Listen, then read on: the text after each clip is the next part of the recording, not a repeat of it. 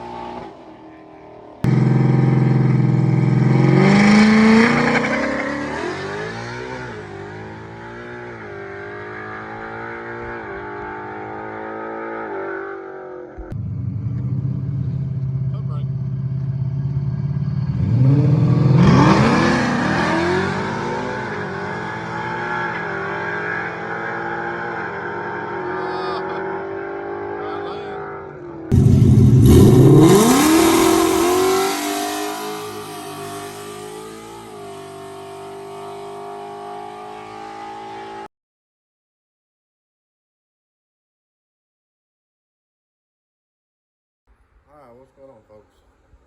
I'm back home, that is. Working on my son's four-wheeler.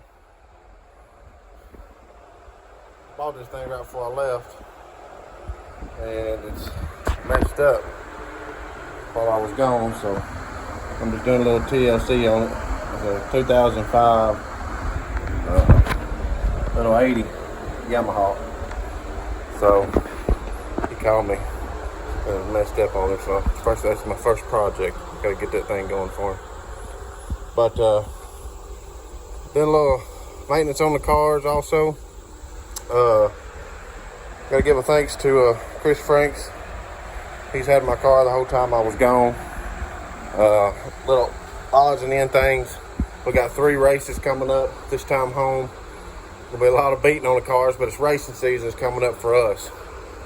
So we're finally going to start getting some good weather and all that stuff, which makes these all-motor cars run really good. I've got the transmission swap done in my car. I'm going to throw some miscellaneous videos in here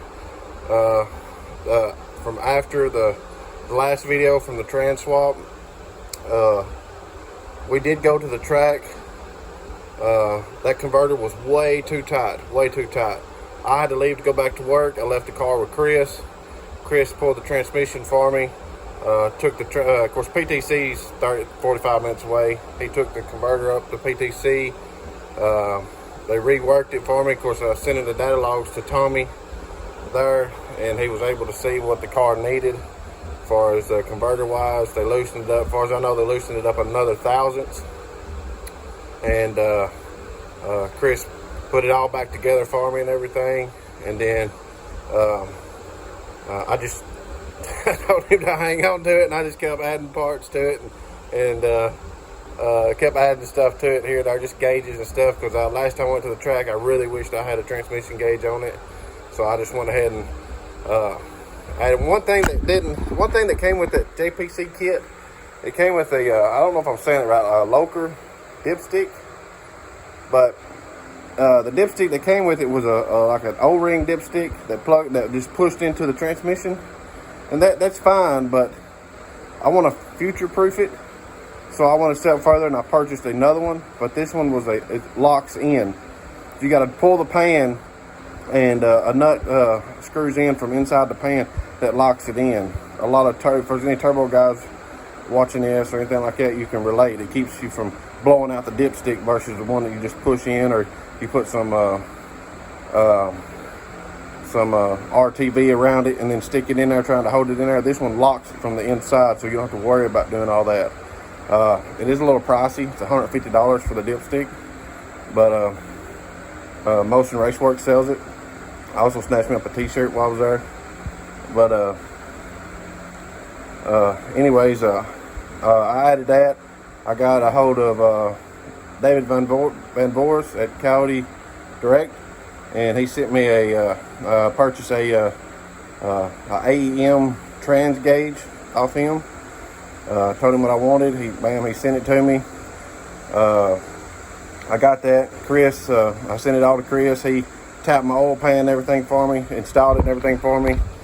And then Juggernaut Performance makes, I want it in my air vent on my car. Juggernaut Performance makes for an S550. They may also make it for S197s also.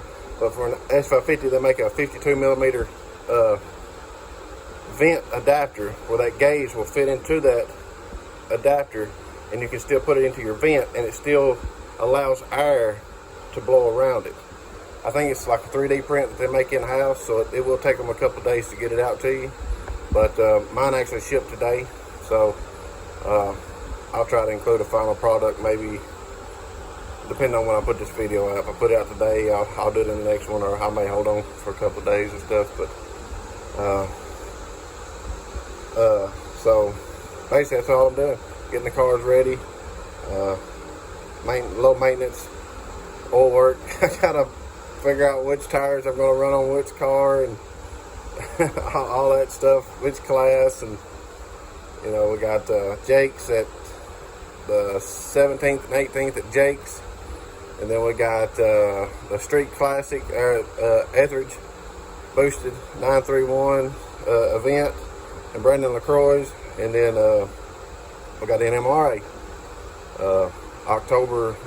September the 30th, October the 1st, 2nd, and 3rd. Yeah, we're gonna go up on a Thursday night, stay the night, and try to get that test and tune. If you don't know about NMRA, you get a test hit Friday morning. If you're there early enough, you get a test hit Friday morning. You get a test hit Friday evening. You get a test hit Saturday morning, and then the event starts. Well, actually, you get a test hit. Yeah, the event starts, but you get a test hit also, and then the event starts. And it's just like they tell you, hey, go to this location, get a card punched. They get a hole punched in this card. Be back at this location at a certain time. If you're not inside this gate at a certain time, you're DQ'd. You might be DQ'd, but they still let you run because you know you're a paying participant and everything. But you just won't be eligible for prizes or anything like that. I think Nitto throws out something. If you win one of the classes and you got a Nitto tire, they usually throw like $1,000 on top. Guy won it last year. I thought that was pretty neat. But and then Sunday, don't leave too early if you're a participant. Sunday is a free race. It's a bracket free race. It's only 8th mile. And what it is, bracket racing is you're racing somebody in the lane beside you, but you're not racing them. It's all about knowing your car and the time. Even though somebody's in the lane beside you, like me and Chrissy, everybody should know by now her car's faster than mine. She's got cams and all that stuff, so why ain't it? You know, all I got done is GT350 manifold and headers and E85. Her car should be a lot faster than mine, but for now. But anyways, her car, me and her was racing. Her car is faster than mine, so in the bracket race, I would technically go before her. The computer does all the calculations. I would dial in, let's say, she would dial in a 660. I would dial in a 70. All right. I need to run to that 70 to very exact. Same for her. So she would run. She would take off. I would take off, and then the computer would count down to where we would cross the finish line exactly the same time. All right, and without breaking out, determines the winner, and whoever runs closest to the time determines the winner. Last year, I like bracket racing. I like heads up racing also, but last year there was 80 people. I made it to 9th place, and I got put out. But I won $25. But hey, $25 didn't have. So, but it was pretty fun. But it took all day. I was there all day Sunday. Then I had a 4-hour drive home. So, but it was still fun. But Sunday is 8th mile race. As far as I know, Sundays, it's sort of like they turn their head days.